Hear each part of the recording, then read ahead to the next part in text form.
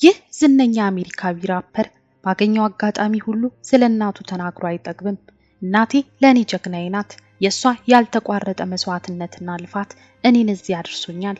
ሁሌም በራሴና በህልሜ የምተማመን ሰው እንድሆን አድርጋ ስታሳድገኝ የፍቅርን ኃያልነትና የቤተሰብን ጥቅም በሚገባ እንድረዳ አድርጋኛለች በማለት ይገልጻታል። ታዲያ ይህ በጠንካራ ሴት እጅ ያደገውና ስለ ሴት ልጅ ታላቅነት የሚያወሳው ሰው ዛሬ ላይ በገዛ ፍቅረኛው ላይ ለዓመታት ባደረሰባት ለማመን የሚከብድ ስቃይና በተጨማሪ በተለያየ ከባባድ ወንጀሎች ተከሶ ፍርድ ቤት ቆሟል።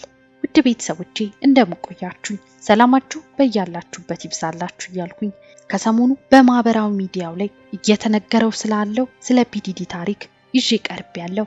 እስከ ቪዲዮ ፍጻሜ አብራችሁን ቆዩ እያልኩኝ ቪዲዮ ከተመቻችሁ ላይክ፣ አዲስ ይሆናችሁ ሰብስክራይብ በማድረግ ተቀላቀሉ።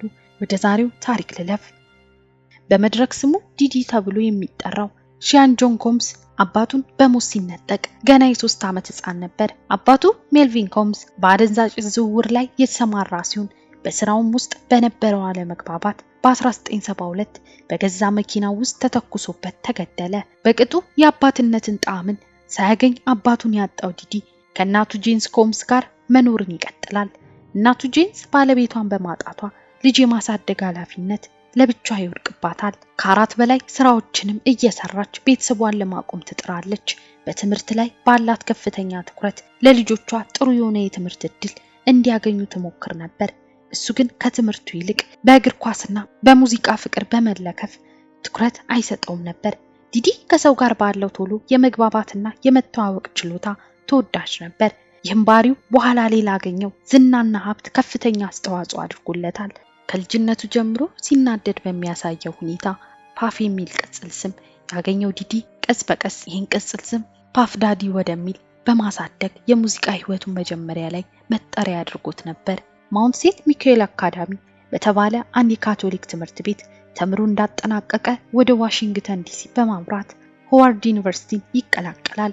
የቢዝነስን ትምህርቱን በዩኒቨርሲቲው እየተከታተለ ብዙም ሳይቆይ ከልጅነቱ ጀምሮ ነፍሱ ወደምትፈልግበት የሙዚቃ ኢንዱስትሪ ተቀላቀለ።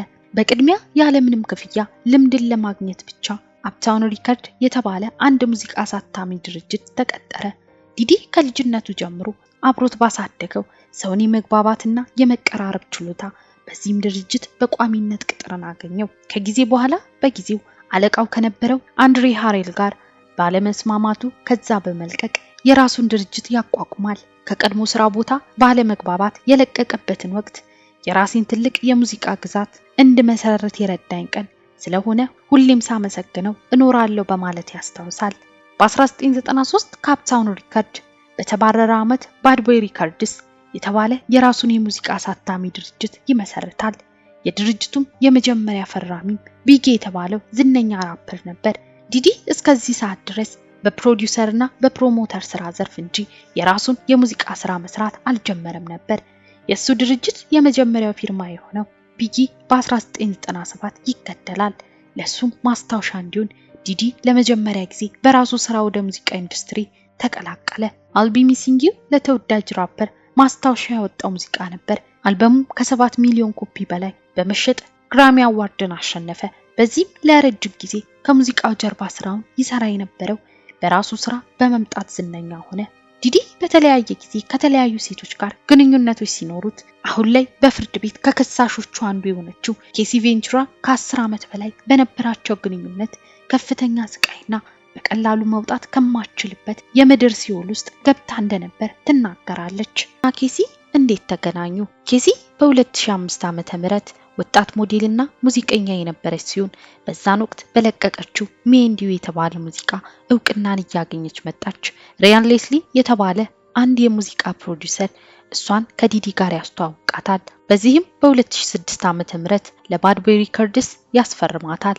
በመጀመሪያ በስራ ጉዳይ ብቻ ግንኙነት የነበራቸው ዲዲና ኬሲ ቀስ በቀስ ግንኙነታቸው ወደ ፍቅር ያድጋል። በዛን ወቅትም ግን ዲዲ ቀደም ሲል ከሚያውቃት ኪም ፖተር ከተባለች ሴትም ጋር ወጣ ገባ የሚል ግንኙነት እንደነበረው ይነገራል። በሴፕቴምበር 16 2024 ዓ.ም ዲዲ በቁጥጥር ስር እስከሚውልበት ቀን ድረስ በተለያየ ጊዜ የሚነሱበትን ክሶች በተለያዩ ዘዴዎች በመሸፋፈን ከወንጀላው ለመራቅ ጥረት ሲያደርግ ነበር።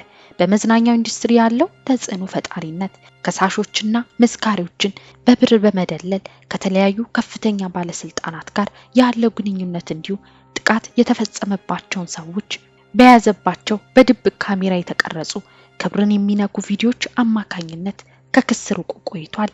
ዲዲ ከሚታወቅበት ነገሮች አንዱ የሚያዘጋጀው ፍሪክ ኦፍ ፓርቲ ነው። በዚህም የተለያዩ ታዋቂ ዝነኛ ሰዎች በቦታው ይገኛሉ። ይህ ፓርቲ ግን ከተለመደው ፓርቲ ዓላማ ወጣ ያለና ዲዲ ተጽዕኖ ፈጣሪነቱና ኃይሉን የሚያስፋፋበት መሳሪያ መሆኑ ይነገራል። በፓርቲው ላይ የሚገኙ ሰዎች ወደ ውስጥ በሚገቡበት ጊዜ ስልካቸውን ይዘው እንደማይገቡና እነሱም ያለ እውቅናቸው በድብቅ በተቀረጸ ቪዲዮ መጠቀሚያ ሊያረጋቸው የሚችል ነው። ሮገር ባንድ የተባለው የቀድሞ የዲዲ ቦዲጋርድ ሲናገር ዲዲ የካሜራ ባለሙያዎችን በድብቅ እንዲቀርጹ ያደርጋል። በድንገት የተቀረጸው ፊልም ከተበላሸ ወይም ከጠፋ እብድ ይሆናል። ይህ ለመዝናናት አይደለም፣ ይህ ትልቅ መረጃ ስለመያዝና ሰዎችን ስለመቆጣጠር ነው እንዳለም ያስታውሳል። ሮገር ባንድ ከዚህ በተጨማሪም ፖሊስ በተለያየ ጊዜ ባገኛቸው ማስረጃዎችና ሪፖርቶች በሴፕቴምበር 16 2024 ዓ.ም በኒውዮርክ በቁጥጥር ስር ዋለ። በሴፕቴምበር 17 2024 ፍርድ ቤት ቀረበ። ምንም አይነት ወንጀል እንዳልፈጸመና የተከሰሰበትን ወንጀል ክዶ ተከራከረ። ፍርድ ቤቱ ግን ተጨማሪ ማስረጃዎች እስኪቀርብ በእስር እንዲቆይ ወሰነበት። በዚህ መሃል ግን አስገራሚው ነገር በዲዲ የቀረበው የዋስትና ጥያቄ ነበር። ዲዲ ፍርድ ቤቱ በዋስ እንዲለቀው የ50 ሚሊዮን ዶላር የዋስትና ጥያቄ 24 ሰዓት ሙሉ እጅግ በተገደበ እንቅስቃሴና የሰዎች ግንኙነትን ያካተተ የዋስትና ጥያቄ ቢያቀርብም ፍርድ ቤቱ ውድቅ አድርጎበታል።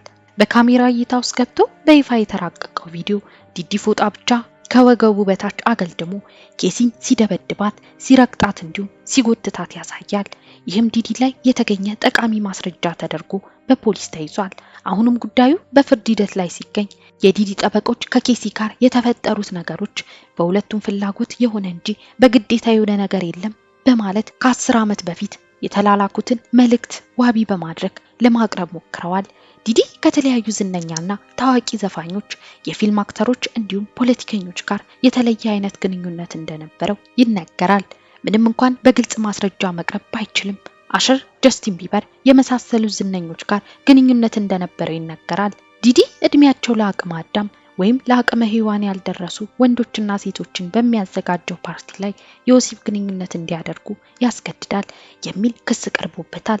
ታዋቂው ኬት ዊሊያምስ በጃንዋሪ 2024 በአንድ ፖድካስት ላይ በሰጠው ኢንተርቪው ዲዲ ለ4 ጊዜ ያክል ፓርቲው ላይ እንዲገኝ 50 ሚሊዮን ዶላር አቅርቦ ቢጠይቀኝም እኔ ግን ክብሬን መጠበቅ በመፈለጌ ውድቅ አድርጌዋለሁ፣ እሱ ሰይጣን ነው በማለት ይገልጸዋል። ዲዲ ከተለያዩ 4 ሴቶች 7 ልጆች አሉት። በ2018 በጄዚ ደረጃው እስኪቀማ ድረስ የፎርብስ መጽሔት ላይ ከ2013 እስከ 2017 በሀብታም ሂፓፕ አቀንቃኝ ዘርፍ አንደኛ ሆኖ ቆይቷል። የዚህ ሁሉ ሀብት ምንጭ ጤናማነት ከረጅም ዓመታት በኋላ ጥርጣሬ ውስጥ ገብቷል። የዲዲ የፍርድ ሂደት አሁንም የቀጠለ ሲሆን የአቃቢ ሕግና ጠበቆች የሚያቀርቡት ማስረጃ ይጠበቃል።